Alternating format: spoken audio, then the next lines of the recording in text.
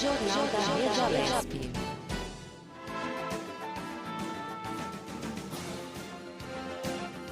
Estamos de volta, 1h34, Jornal da Rede Alesp no combate ao coronavírus. Seguimos com mais informações sobre a pandemia da Covid-19. E agora eu chamo a jornalista Caterina Achuti, que acompanhou a coletiva do governador de São Paulo, João Dória, e vai destacar os principais pontos deste comunicado, Kate. O governador João Dória ele começou então a coletiva falando um pouco sobre os desafios, em ser o governador do estado de São Paulo num tempo tão delicado como esse de pandemia. Falou sobre a grande responsabilidade então de estar à frente aí dessas ações em relação ao novo coronavírus. Ele agradeceu bastante também a todos os líderes religiosos de todas as religiões e segmentos, espíritas, católicos, evangélicos, por estarem então respeitando aí as medidas de isolamento e estarem fazendo então seus cultos e suas reuniões aí virtuais. Agradeceu também os comércios de chocolate que obedeceram às medidas de isolamento e permaneceram então com suas portas fechadas. Fez também um apelo às indústrias aí de chocolate para que os ovos aí, os chocolates que não foram comercializados, que sejam então doados e doados para fundos sociais e também comunidades. Agradeceu muito também o Banco Itaú pela doação de R$1 bilhão. Agradeceu os diretores e os acionistas do banco, agradeceu todas as empresas, pessoas físicas, instituições que têm então aí se prontificado e doado recursos neste momento de enfrentamento à pandemia do novo coronavírus. Avisos importantes.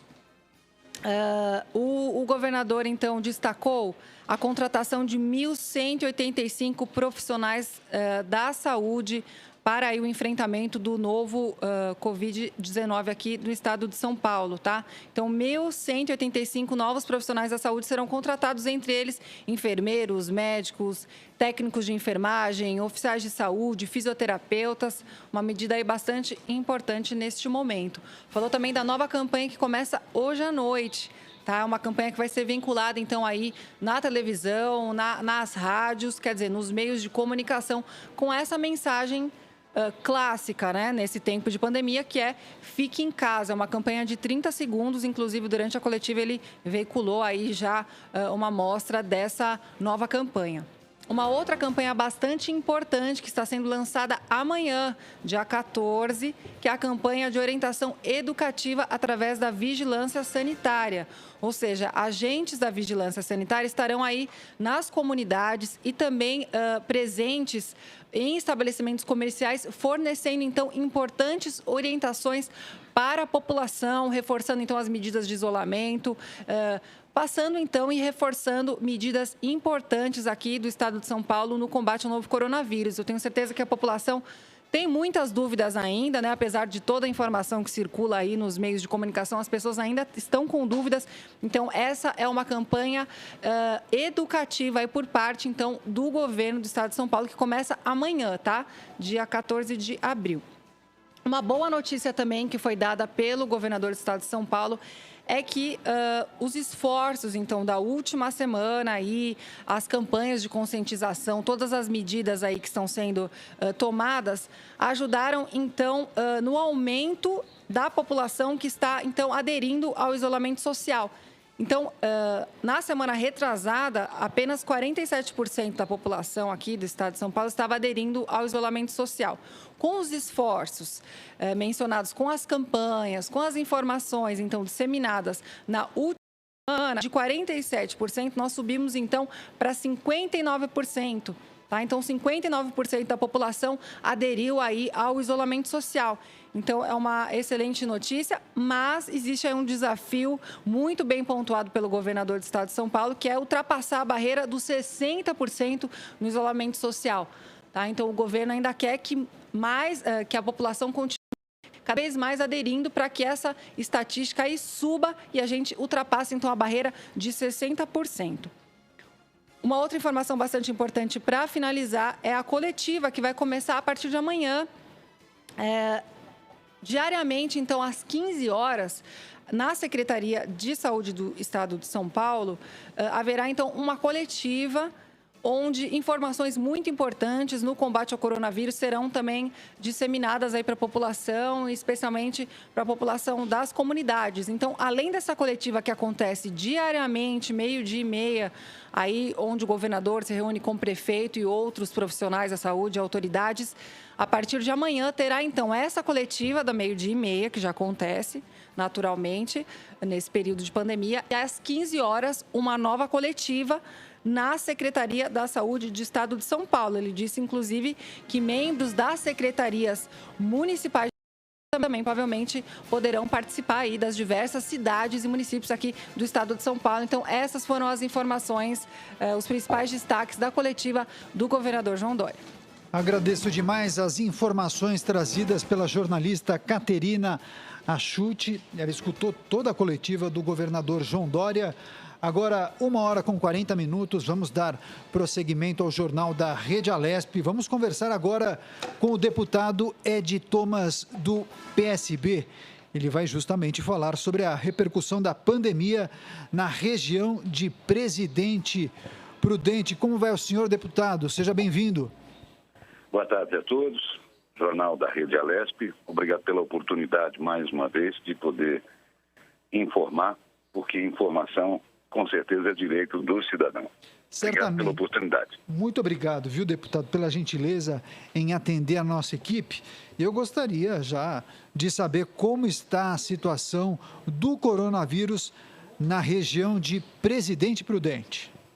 Boa notícia, né? Nós não tivemos mortes, certo? Nosso Presidente Prudente, 2 casos, né? E nós seguimos, com certeza, acreditando que nós podemos diminuir em muito, certo? A região de Presidente Prudente tem 53 municípios e não é diferente de outras regiões que ficam aguardando confirmação, certo? Nós precisamos ter os testes mais do que urgentes, o governo do Estado fazer a parte dele, o governo federal da mesma forma e as prefeituras municipais do mesmo jeito, da mesma maneira. A gente aproveita até a oportunidade para que seja feito um agradecimento ao secretário de Saúde do Estado e também ao governador. Todos sabem que deputados têm emendas impositivas que podem ser pagas durante todo o ano. E houve uma antecipação das emendas impositivas da saúde. Nós pudemos reverter nessas emendas impositivas R$2.680.000 para a nossa região, sendo que 830 mil desses 2.600.000 para Presidente Prudente. É dinheiro que vai chegar nas Santas Casas, nos hospitais, nas entidades filantrópicas, entidades que cuidam de idosos, que cuidam de crianças especiais, né, em seres humanos em vulnerabilidade, vai chegar nas UBSs e nas UPAs. Então, houve essa liberação.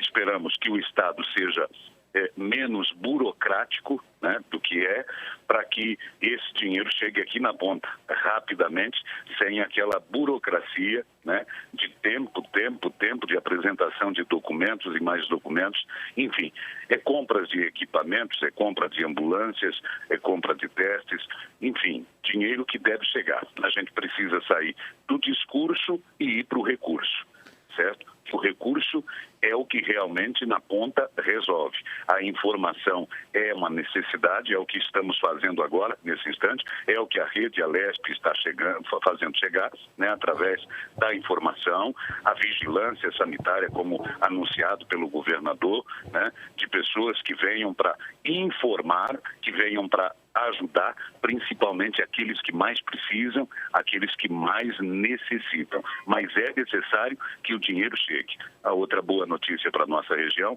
a região de Presidente Prudente, dentro do estado de São Paulo, é aquela que maior número de presídios tem. Com certeza, né, nós temos uma população carcerária grande, mas de trabalhadores do sistema carcerário, nossos agentes penitenciários, que precisam também dessa proteção. E aí nós tivemos a liberação do governo federal de 2 bilhões de reais para as Santas Casas. Em especial, foi colocado uma emenda e aprovada essa emenda até pelo senador Major Olímpio, que as cidades que detêm presídio, que têm o presídio, que têm a Santa Casa para atendimento, certo? Tenham o privilégio de receber esse recurso, com certeza, mais rapidamente. E a nossa região foi atendida, né, no que nós também agradecemos.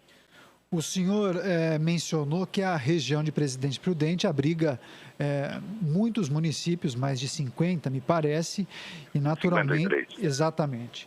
E claro que muitos prefeitos sentem dificuldade em administrar a quarentena que foi imposta pelos governos estaduais. Isso por todo o Brasil. Falando especialmente da região de Presidente Prudente, o que o senhor tem escutado dos prefeitos? A população tem aderido, porque aqui em São Paulo, especialmente em São Paulo, houve uma queda substancial nos últimos dias da adesão da população. Houve uma retomada neste fim de semana, mas há uma flexibilização paulatina da adesão à quarentena.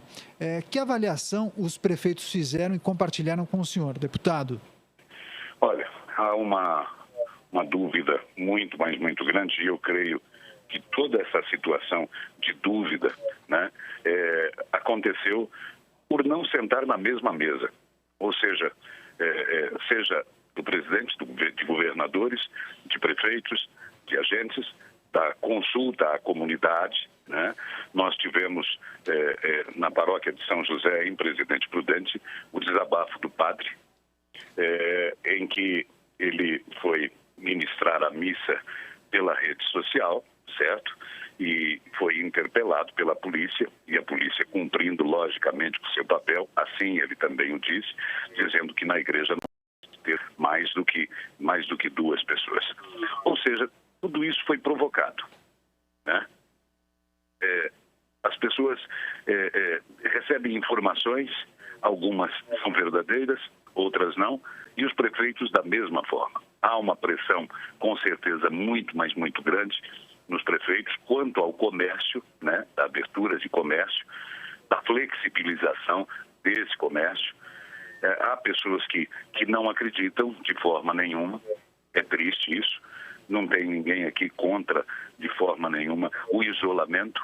Ele é necessário, ele é preciso, com certeza, nesse momento, mas a gente vê a reclamação desses prefeitos que teria que ser mais flexível, ou seja, teria que ser regionalizado. Se você comparar a cidade de Presidente Prudente, que é a maior cidade do Oeste Paulista, que é a capital regional, que tem aí mais de 200 mil habitantes, né? Ela não pode ser comparada com São Paulo, não há metrô, né? Não há a aglomeração que se há nos grandes centros, nas grandes capitais. Eu creio que essa é uma das reclamações, né, de algo que fosse mais flexível, ou seja, as cidades que não têm nenhum caso na nossa região. Presidente Prudente, 2 casos. Presidente Venceslau vem logo depois. Enfim, há uma apreensão muito, mas muito grande pelo desemprego que já chegou, pela fome que já chegou, certo? Não tem como a gente não ligar economia com saúde, com os seus devidos cuidados, certo? Eu acho que essa situação da vigilância anunciada pelo governador poderia ter sido bem antes, né, para que a gente não tivesse toda essa truculência que acabou acontecendo. As pessoas estão muito, mas muito nervosas, né, algumas realmente em pânico, né, e enfim, é necessário que tenha uma proximidade maior de Estado com os prefeitos, do governo federal com prefeitos. Nós temos mais de 5 mil municípios nesse país de uma avaliação regionalizada. É isso que tem ouvido dos prefeitos. Nós temos aqui a Unipontal, nós temos a AMINAP, que são a Associação de Prefeitos, nós temos decisões de prefeitos flexibilizando o comércio, nós temos problemas de liminares do Ministério Público, da própria Justiça, enfim, há uma guerra judicial que a gente tem percebido, né? Então não é diferente de outros municípios. A gente tem que se realmente resguardar, mas a gente nota com certeza, é impossível a gente não falar no desespero daquelas pessoas que não vão conseguir abrir as suas portas logo depois. Ou seja, nós temos tentado auxiliar aquelas que precisam do auxílio, que necessitam dos R$600, das empresas que necessitam do empréstimo, mas que não têm conseguido, tá? Mas há uma situação vamos colocar, de muitas dúvidas, né? De saber que decisão tomar, de poder unir, cuidar da saúde, né? E cuidar também da economia. Inclusive, deputado, o senhor protocolou uma indicação que tem como foco a adoção de medidas com o objetivo de frear o impacto econômico do coronavírus no estado de São Paulo. E eu justamente pergunto para o senhor que medidas seriam essas? Olha, nós falamos de ICMS, nós falamos de dívidas, né? De protelamento, de adiamento, de empurrar para um outro futuro. Nós falamos de isenção, é necessário tudo isso.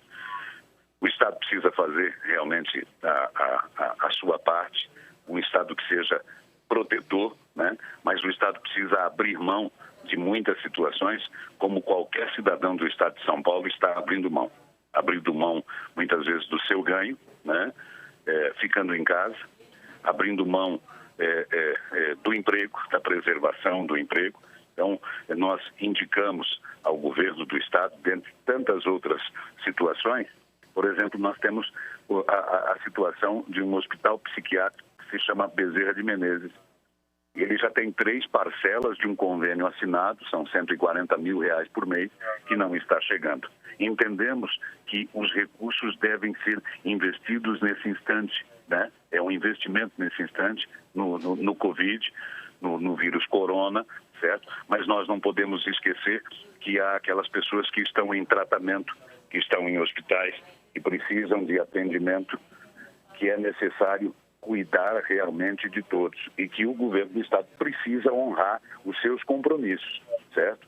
Seja com hospitais, seja com clínicas de recuperação, seja com drogaditos, seja com os nossos idosos, seja com as nossas crianças especiais. Não se pode, né, do foco de outras dificuldades, de outras situações que estão acontecendo. Então, você poder ver na televisão que nós temos aí os pedágios funcionando e que os funcionários dos pedágios nem álcool gel ou nem uma máscara, assim como fiz também a indicação quanto aos trabalhadores da saúde do Estado. Ouvi também a entrevista do governador quanto à contratação que é necessária, mas é necessário que essas pessoas estejam equipadas, que equipamentos sejam realmente comprados. Sabemos que nesse momento está muito, mas muito difícil, né, encontrar esses equipamentos, mas nós temos funcionários da saúde trabalhando sem nenhum tipo de equipamento, infelizmente,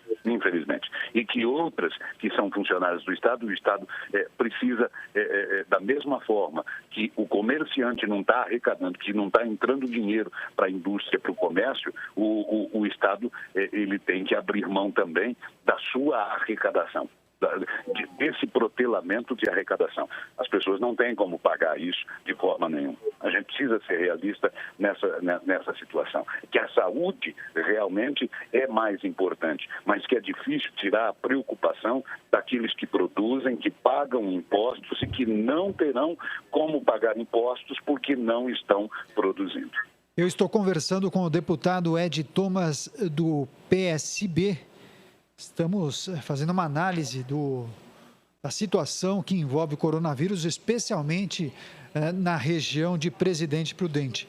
Então, deputado, na avaliação do senhor é fundamental atender simultaneamente as demandas da área da saúde, mas sem se esquecer também do setor produtivo.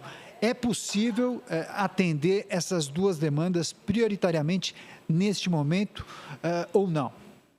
É possível. Tudo é possível quando a gente tem realmente diálogo, quando a gente conversa com os vários segmentos.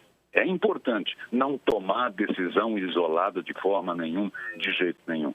De ouvir, né? É ter a humildade de pensar da seguinte forma: eu tenho uma ideia, mas se a sua ideia é melhor, eu vou fazer a sua. Essa é a humildade que a gente tem que ter. E é inegável que a gente não se fale aqui, eu tomo a liberdade de falar, né, dessa guerra política, desses problemas políticos que foram colocados. Quem perde, com certeza, político brigando é povo apanhando. É simples desse jeito. Né? Muita coisa que está errada agora é porque não foi feito certo lá atrás. É necessário. Dá para se trabalhar, dá para se produzir e dá realmente para cuidar da saúde, que é o bem maior, né? É cuidar daqueles que já estão doentes, esses não podem, cuidar dos nossos idosos, das nossas crianças, né? O essencial, a palavra essencial, tão usada nesse instante, não foi feito até agora. É essencial ter aglomeração política. A aglomeração, eu digo, na solução, tá? Aglomeração de poder pegar todas as ideias, tá? E não deixar as pessoas, né, padecerem, seja pelo Covid, seja pela dificuldade financeira, que é muito triste. A gente tem que colocar dessa forma. A pessoa, se não tem água na sua casa, imagine álcool gel. Pessoas que não têm sabonete, tampouco nem sabão, certo? E como é que você pede para essas pessoas também ficarem em casa? É muito triste você receber um relato de uma pessoa que vende pães na rua, né, e que aí teve que enterrar o irmão, que deu um cheque de R$600, tá, e não tem condição de pagar. Por quê? Porque não tem ninguém, ela não pode sair na rua para vender pães. Cada um tem uma realidade, certo? Mas todos nós temos a mesma necessidade, né? A necessidade de produzir, a necessidade, né, de produzindo, a gente vai estar realmente se cuidando, né, com aquilo que é essencial dentro da casa das pessoas. Nós vivemos num país pobre, nós não podemos esquecer disso. Não podemos esquecer disso.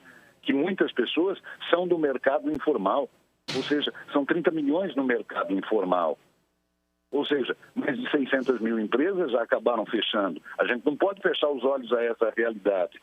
Como não podemos fechar os olhos de encarar a realidade, né, de poder preservar dentro de casa o bem maior, que é a vida. Então, a gente deixa situações partidárias de lado, agir como homens e mulheres de bem, de direito, para aquilo que fomos eleitos, né? Nós fomos eleitos, acima de tudo, para cuidar das pessoas no momento de maior perigo. E não podemos estar brigando do jeito que está acontecendo essas brigas de forma nenhuma, de jeito nenhum. Então, a gente se entristece porque a gente vê a fome, a gente vê a dificuldade do emprego, sabe, nós temos um país voluntário, nós temos um país, um povo que é bom de coração, dessas pessoas se unindo, né? Mas é muito triste e, ao mesmo tempo, vergonhoso a gente ver pessoas, né, que o caminhoneiro que está na estrada não tem o seu lugar ainda para comer, por mais flexibilização que teve, e ele não deixar de trabalhar para chegar à nossa mercadoria. Todos são importantes. Muitas vezes a gente fica envergonhado. Fique em casa. Então, mas por que o pedreiro ele está lá na obra trabalhando? Por que o coletor, o agente coletor do nosso lixo, ele está trabalhando? Por que o enfermeiro, a enfermeira, e eles estão perdendo a vida? Certo? Então a gente fica envergonhado porque a gente precisa produzir. A gente precisa fazer a parte realmente da gente. E eu acho que isso é um dever do Estado, é um dever da União, é um dever do município, é fazer voltar aquilo que as pessoas já pagaram. Com o deputado Ed Thomas, do PSB, inclusive o deputado faz uma importante reflexão sobre a dificuldade da população mais pobre neste período de pandemia por coronavírus. Agora, deputado, eu queria só mudar um pouquinho de assunto para a gente encerrar a nossa entrevista e lembrá-lo que na semana passada nós noticiamos o falecimento do ex-deputado aqui da Assembleia, Vitor Sapienza, justamente por coronavírus. E alguns colegas do senhor, alguns parlamentares, prestaram homenagens ao ex-deputado, que inclusive passou muito tempo aqui nesta casa, na Assembleia Legislativa de São Paulo. Foi uma notícia muito triste, né? Um homem público que contribuiu muito para o Poder Legislativo Estadual. Gostaria de escutar o senhor. Olha, bem poucos tiveram o privilégio que eu tive, sentado ao lado dele, de estar em comissões, de poder aprender com o Vitor Sapienza. E eu tenho aqui no meu coração e na minha cabeça que eu pude fazer em vida agradecimentos a esse professor, certo? Seja no microfone da Assembleia, seja pessoalmente, sentado com ele me esclarecer dúvidas, principalmente de números. Ele é um expert em números, né? De perceber a dificuldade da gente de se aproximar e dizer: você está precisando de ajuda? Você está com alguma dúvida? O Vitor era aquele italianão que falava com os braços, né? Que falava assim, não só com a boca, mas com o corpo todo. Ele marcou a sua passagem no Legislativo Paulista, né? Um grande palmeirense, um cara muito feliz, um cara que foi muito importante na vida das pessoas, seja em São Paulo, seja no interior. Então, foi uma grande perda. Não poderia ser dessa forma, né? Não parecia a idade que tinha, pelo vigor que realmente ele tinha. E pena que a gente não pôde, né?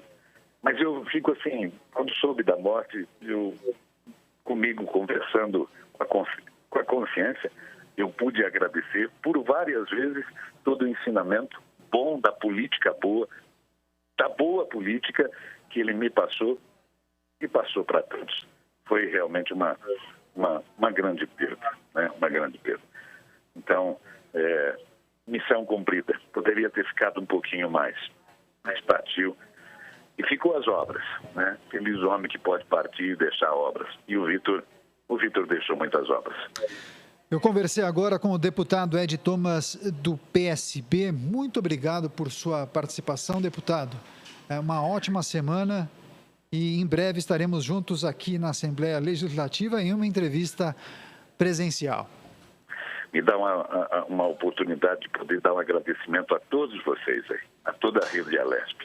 TV de cidadania, TV de informação, de rádio, de informação, de comunicação de uma forma geral, de todos os profissionais, certo? Desde aqueles que cuidam da nossa limpeza, né?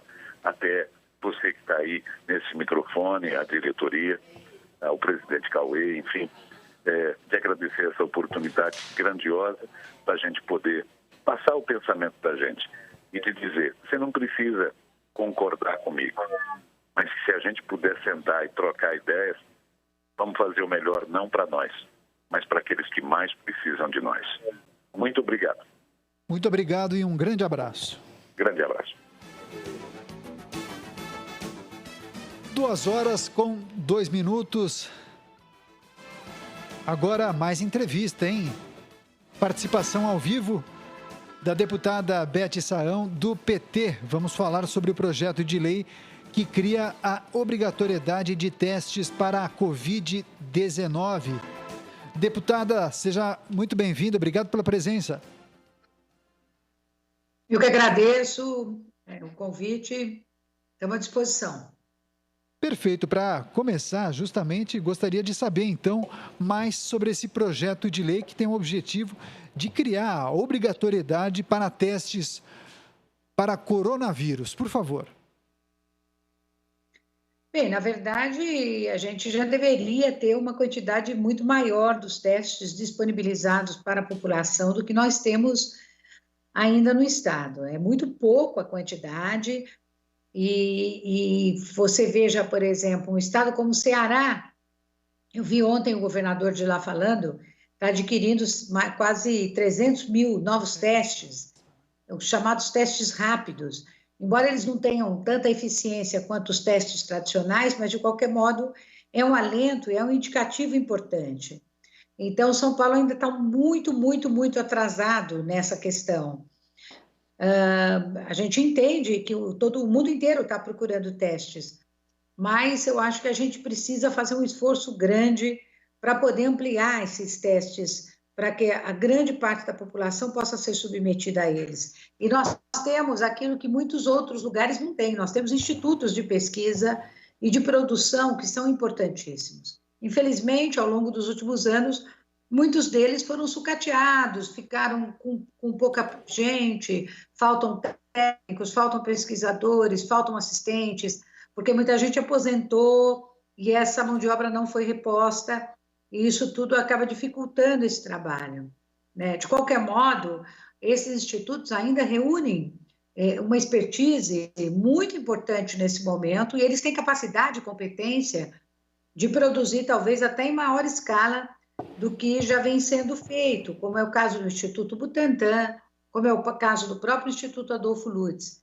Então, são locais que o Estado de São Paulo dispõe, como o Rio de Janeiro tem a Fiocruz, mas eu penso que tem que ser rápida essa questão, é preciso prover cada vez mais, não só a área pública, claro que os institutos públicos sempre têm uma expertise grande e eles são de ponta do ponto de vista da pesquisa, mas também pode-se fazer aí algumas parcerias com laboratórios privados no sentido de tentar acelerar a produção desses testes. Deputada, se não houver testes em massa na avaliação da senhora, é possível então que a subnotificação esconda o tamanho real dos contágios por Covid-19? Esse talvez seja um grande problema. Pois não. Esse talvez seja um grande problema, né? Eu tenho convicção disso, porque você tem vários problemas que são decorrentes da subnotificação. Primeiro, a subnotificação em si já é um problema. Ontem, por exemplo, alguns sites importantes, de grande credibilidade, disseram que poderíamos ter aí na casa de 2.000 mortos em razão do coronavírus. E nós temos aí um número agora atualizado, há pouco, de 1.270. Há cerca de uma semana, aproximadamente, houve uma reportagem num dos cemitérios mais grandes de São Paulo, né, um dos maiores cemitérios de São Paulo, e aí, dizendo às pessoas que haviam sido enterradas, quem teve o teste, quem não conseguiu coletar, né, não teve o teste, e quem coletou, onde teve a possibilidade de coletar o material, mas que os resultados foram inconclusivos. Então, tudo isso cria um cenário de muita dificuldade para você ter a quantidade exata. E quando você não tem a quantidade exata, seja dos infectados, seja de quem morreu, né, qual foi a causa dessa morte, você tem mais dificuldade de estabelecer as políticas de saúde. Por quê? Porque você, às vezes, tem dificuldade de dizer em qual região que isso está maior, qual a incidência por camada, por classe social, por raça, por gênero, né, geograficamente, né, como é que está a capital na sua região central, nos bairros, na periferia, a Grande São Paulo, o interior. Tem uma perspectiva de que o interior, ontem eu estava lendo algumas coisas a respeito, pode ampliar muito o número de infectados pelo interior, em razão também da própria dificuldade do isolamento social. Embora o Estado de São Paulo tenha aumentado para 57% a quantidade de isolamento, o percentual, que é muito importante, mas a gente precisa ter muito mais do que isso para podermos gozar de uma situação minimamente um pouco mais segura. Né? Eu acho que isso que é importante.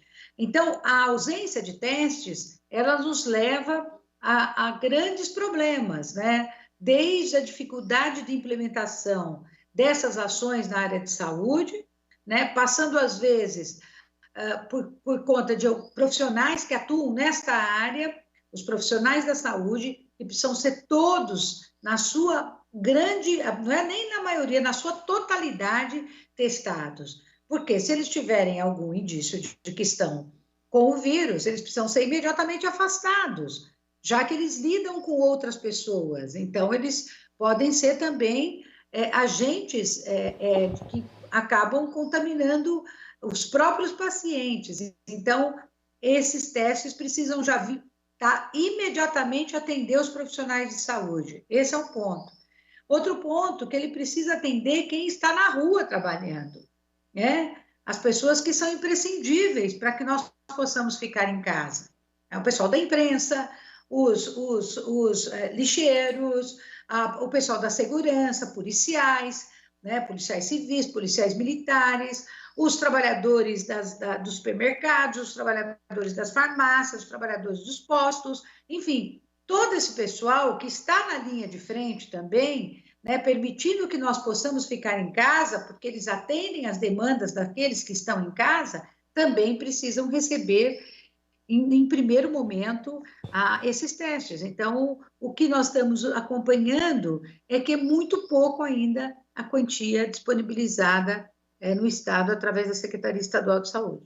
Deputada, alguns setores defendem a flexibilização da quarentena justamente com o objetivo de minimizar os impactos econômicos causados pelo coronavírus. E aí eu pergunto para a senhora, qualquer flexibilização ou abrandamento de quarentena, esses processos devem estar ligados aos testes em massa ou não? Eu digo para você o seguinte, qualquer abrandamento de flexibilização da quarentena nesse mesmo momento é muito arriscado. Ontem mesmo, o próprio ministro da Saúde, em entrevista a um canal de televisão, ele foi enfático ao dizer que nós ainda não temos o grande problema nosso, que isso deverá acontecer ao final de abril, maio e junho. Havia uma perspectiva que em junho poderia haver um platô, ou seja, uma certa estabilização. E, ao que me parece, ao que tudo indica, isso não vai acontecer. Né? E talvez não aconteça porque houve, nas últimas 2 semanas, muita gente saindo às ruas. A gente tem visto isso. Aqui mesmo, na minha cidade, onde eu estou, os supermercados, nesse final de semana, estavam com muita gente. E supermercados, nós sabemos, é um espaço que pode ser um grande... que as pessoas podem estar ali se contaminando, porque não é o distanciamento só de 2 metros. Acabaram de divulgar, há dias atrás, um estudo feito por pesquisadores na Finlândia e depois, posteriormente, se não me engano, no Japão, que há um espirro, uma tosse no supermercado, o vírus pode ficar ali presente no ar por 6 minutos. Então, você vê, pode atingir as pessoas que estão nos outros corredores, né? Então, não precisa ter essa proximidade tão perto assim, né? Então, nesse sentido, não só supermercado, mas os ônibus que estão lotados, o transporte coletivo, metrô, as pessoas não obedecendo o distanciamento que precisam obedecer, caso elas tenham necessariamente que ir para as ruas. Agora, eu vejo o seguinte, eu sempre defendi essa tese e vou continuar defendendo, a despeito de outras pessoas acharem que não, que nós temos que retomar a economia. A economia, nós já perdemos, não é? O mundo vai perder. Alguns vão perder mais, outros vão perder menos. Depende do país. O Brasil não está no patamar dos países mais ricos do mundo. Então, a tendência é que o nosso percentual aqui de queda no PIB, que queda no crescimento nosso, vai ser um pouco maior. Mas nós também temos um povo e temos um país que nos dá essa capacidade de podermos nos recuperar. Agora, a vida não tem como recuperar, não é? Quando se perde a vida, acabou. Então, o esforço que eu penso que todos nós temos que fazer, neste momento, é ficar em casa. Não tem outra alternativa. Testar a população é importante, claro, porque se você testa e a pessoa tem o vírus, já é mais um que vai ficar em casa. É mais um, é mais 10, é mais 1.000, é mais 100 mil que vão ficar em casa. Né? Claro que o teste te dá mais segurança. Como nós não temos ainda, o ideal é pedir que as pessoas obedeçam às orientações, não só das autoridades, mas, sobretudo, dos especialistas de saúde e da Organização Mundial de Saúde. Os países que não levaram isso a sério se complicaram, né? Tiveram um número de mortes grandes. Nós estamos acompanhando aí os Estados Unidos, que assumiu a liderança de contaminados e de mortes, infelizmente, uma liderança que nenhum país do mundo quer assumir, porque talvez tenha demorado para tomar essas medidas mais rigorosas, não é? Então, o que está se tentando fazer no Brasil é exatamente isso, é permitir que as pessoas fiquem em casa, testá-las o máximo possível, por isso da importância desse projeto que eu apresentei, e fazer com que essa curva do crescimento do coronavírus na população seja o mais achatada possível. Estamos conversando com a deputada estadual pelo PT, Beth Saão. Ela fala, inclusive, de um projeto de autoria dela que quer tornar obrigatórios os testes para coronavírus em São Paulo. Importantes reflexões trazidas pela senhora deputada. Eu também gostaria de escutar, para finalizar a nossa entrevista, o seu comentário em relação a uma notícia triste que demos na semana passada, o falecimento do ex-deputado da Assembleia, Vitor Sapienza, por conta do coronavírus. Alguns parlamentares, colegas da senhora, também prestaram homenagens ao ex-parlamentar. Gostaria, então, de escutar a senhora, o seu comentário em relação a essa perda para esta casa e para o estado de São Paulo. Bem, o Vitor era um sujeito extraordinário, né? Sempre de bom humor, sempre rindo, sempre brincando. Eu tive a felicidade de tê-lo como colega durante alguns mandatos, né? Aí na Assembleia Legislativa. O Vitor era um decano, se não me engano, na Assembleia, e acho que nesta última, de 2018, ele não concorreu, me parece, né? Que acho que ele abriu mão e acabou não concorrendo. Mas sempre foi um deputado muito combativo, era fiscal de renda, aposentado, sempre lutou muito nessa área, sobretudo no que diz respeito à Secretaria da Fazenda, entendia muito desse assunto, mas era um palmeirense, né, doente até, né? Acho que ele chegou a ser presidente do Palmeiras, ou da diretoria do Palmeiras, não sei, né, porque ele era bem mais velho, mas ele brincava comigo, porque eu sempre corintiana, então, quando o Corinthians perdia para o Palmeiras, ele sempre me zoava, mas era um cara que eu sempre estimei muito e lamentei muito a morte dele, porque eu acho que a vida não pode ser interrompida, né, por essas questões. Acho que um dia todos nós vamos morrer, né? Mas quisera que todos nós pudéssemos morrer de causas naturais, né? Porque chegássemos a uma idade que talvez o melhor mesmo fôssemos passar para o outro lado. E acho que, infelizmente, ele foi acometido pela Covid-19 e acabou falecendo. Então, fica aqui também os meus sinceros sentimentos a toda a sua família, né? Nossas condolências, lembrando que ele sempre foi um deputado combativo e que honrou a Assembleia Legislativa enquanto aí esteve. 2h17. Eu quero agradecer demais a participação da deputada Beth Saão, do PT, além de falar sobre o projeto de lei de autoria dela, que cria a obrigatoriedade de testes para a Covid-19. Ela também prestou homenagens ao deputado Vitor Sapienza, que faleceu na semana passada. Deputada, muito obrigado por sua participação. Boa semana para a senhora. Boa semana, eu que agradeço a oportunidade. Fiquemos todos em casa, não é? Exatamente. Um abraço. Muito obrigado, um grande abraço. 2h18. Seguimos com o Jornal da Rede Alesp. Olha só, um exemplo que vem do esporte. Acelino Popó Freitas está na luta contra o coronavírus. O pugilista arrecadou R$90 mil com o leilão de seu cinturão mundial. O anúncio foi feito pelo próprio tetracampeão mundial em um vídeo que foi publicado nas redes sociais. O lance inicial foi de R$20 mil. Popó, um dos maiores nomes do boxe brasileiro, disse que é com muito carinho que passa o cinturão para André Cavalcante, dono de uma empresa de energia solar de Recife. e que o empresário está ajudando muita gente, muitas famílias. Desde o início da pandemia, Popó tem participado de várias ações na busca de ajuda para as pessoas, principalmente em Salvador, cidade onde ele reside.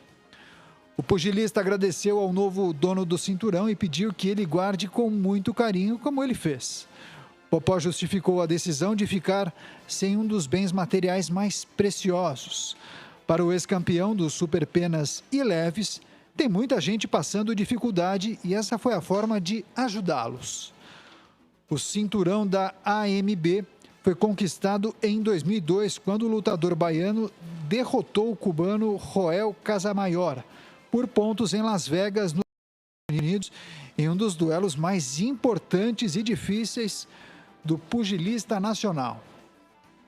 Popó foi campeão pela primeira vez em 1999, quando ganhou o título do superpenas da Organização Mundial de Boxe. Em 2002, ele unificou os títulos ao bater Casamayor. Subiu da categoria e foi campeão dos leves em 2004, repetindo a dose em 2006. Agora mais informações girando a equipe aqui do Jornal da Rede Alesp.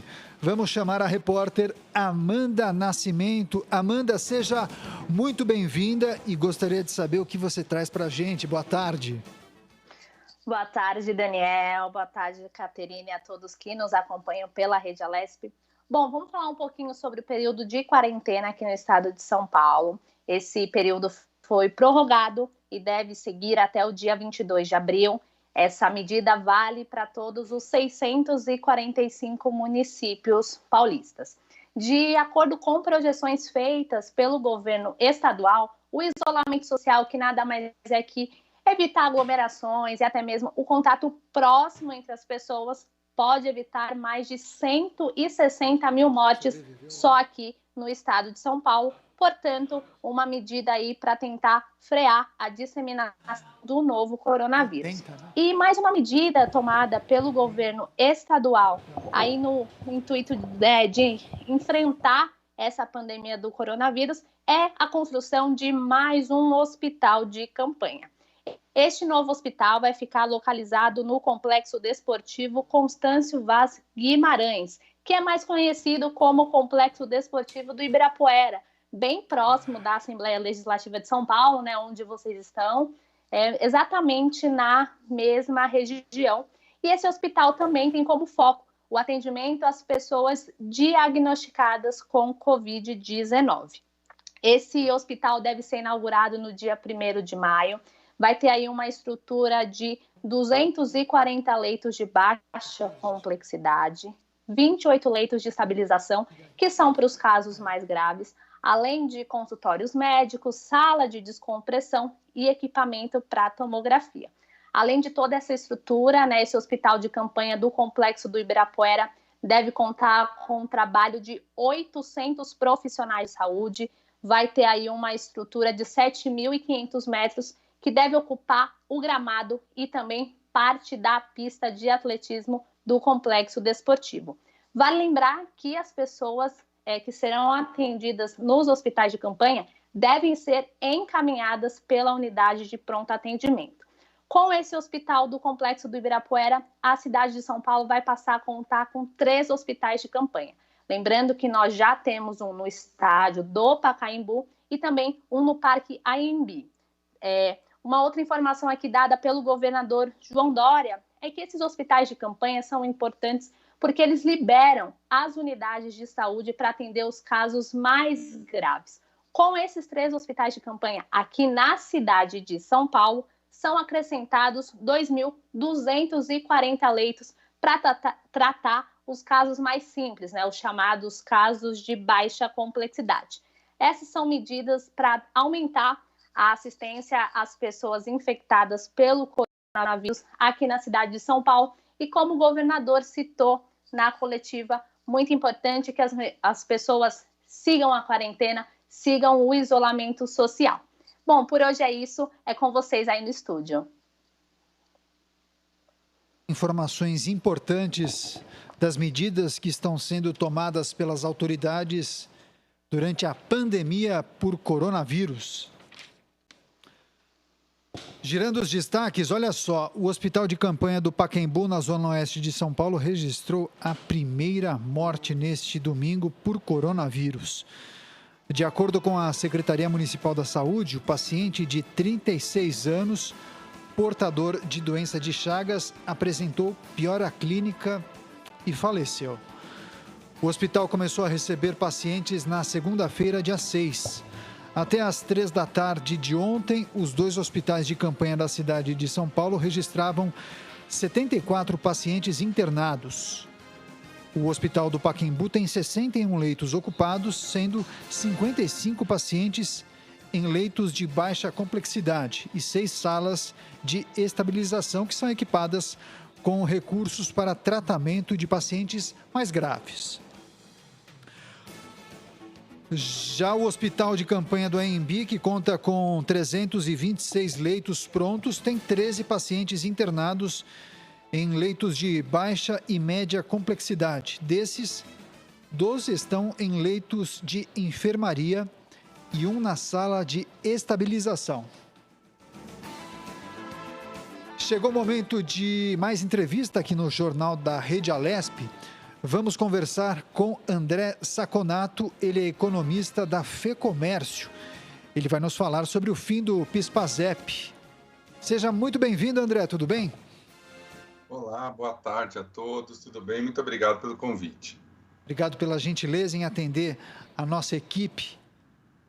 Então, eu gostaria de escutar de você, André, que a gente explique justamente para o público que acompanha o Jornal da Rede Alesp. Vamos falar então do fim do PIS/PASEP. Existe uma confusão aí, algumas pessoas acham que vão deixar de receber o abono. Não é bem assim, né? Isso é uma ótima questão. Na realidade, o que aconteceu, o que foi finalizado é simplesmente a conta que tinha vinculado algum recurso do PIS/PASEP. O PIS/PASEP, só para a gente relembrar rapidamente, para não pegar muito tempo, ele foi criado na década de 70.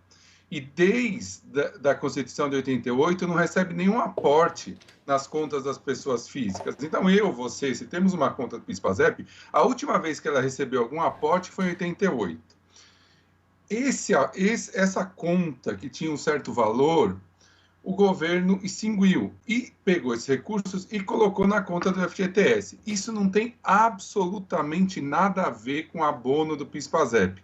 As pessoas continuam recebendo anualmente, pessoas que recebem até 2 salários mínimos, continuam recebendo até 1 salário mínimo, proporcionalmente a quanto tempo ela trabalhou no ano anterior, continuam recebendo esse valor anualmente sem nenhuma diferença. O que foi extinto foi simplesmente a conta do PIS/PASEP, e esse dinheiro também não sumiu, ele foi incorporado na conta do FGTS das pessoas que tinham direito a essa conta.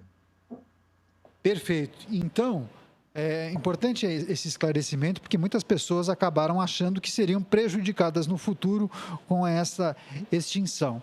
Mas, na verdade, trata-se de uma fusão para facilitar, inclusive, o pagamento dos demais benefícios. Agora, eu gostaria de escutar do senhor a análise em relação à medida provisória 946, que liberou os saques do Fundo de Garantia por Tempo de Serviço. Essa é uma medida do governo federal também para minimizar os impactos econômicos por conta da Covid-19. Então, gostaria que o senhor explicasse para o nosso público, professor, como isso vai funcionar na prática. As pessoas poderão se dirigir às agências bancárias ou poderão fazer esses saques utilizando sistemas eletrônicos em casa, como o Internet Banking, ou não? Exatamente, muito boa, ótima questão também. Na realidade, só para a gente deixar bem claro também que pode fazer uma confusão para algumas pessoas. É interessante que o valor que foi liberado, né, até R$ 1.045, que é um salário mínimo, é exatamente o mesmo que uma pessoa que tem direito ao abono do PIS/PASEP vai receber se trabalhou os 12 meses o ano passado. Vale mostrar para as pessoas que são distintas, né? Você pode sacar R$ 1.045 do seu FGTS e também receber o abono do PIS/PASEP. São coisas distintas, né? Esse valor de R$ 1.045 foi designado pelo governo para as pessoas poderem retirar na mesma medida provisória que extinguiu os saques as contas do PIS/PASEP. Na realidade, a ideia é justamente que você possa, no momento de crise como nós estamos agora, ter um dinheiro a mais para se manter nessa época muito complicada que nós estamos tendo, que nós temos que respeitar a quarentena para a melhoria da qualidade de vida e do sistema de saúde que a gente está vendo. Então, na realidade, é interessante que o nosso ouvinte vá até o site, se tiver oportunidade, veja o telefone da Caixa, porque tem direito até 2 salários mínimos, as pessoas têm 2 salários mínimos e tem uma conta da FGTS, tem direito tanto ao abono quanto a esse saque. E ele pode ser feito, sim, totalmente na parte eletrônica, justamente porque é impossível visitas às agências físicas, por conta dos perigos que nós temos aí com o coronavírus. Então, pode ser feito todo eletronicamente, é um valor de R$ 1.045 que pode ser retirado de uma só vez. Tem